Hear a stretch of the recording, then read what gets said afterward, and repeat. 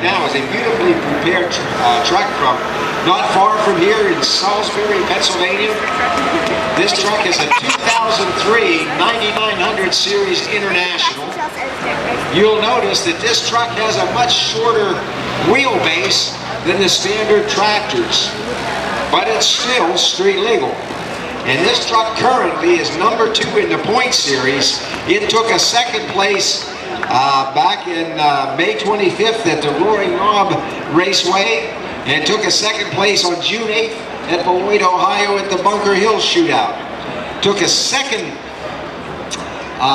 fourth place at the Lawrence County Fairground back on June 14th. So this is a strong runner and just a few points behind Nate August's work in progress. So things could change here point-wise tonight.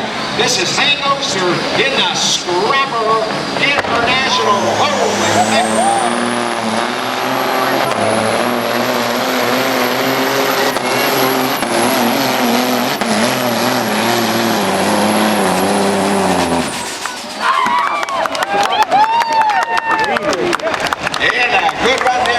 Oester.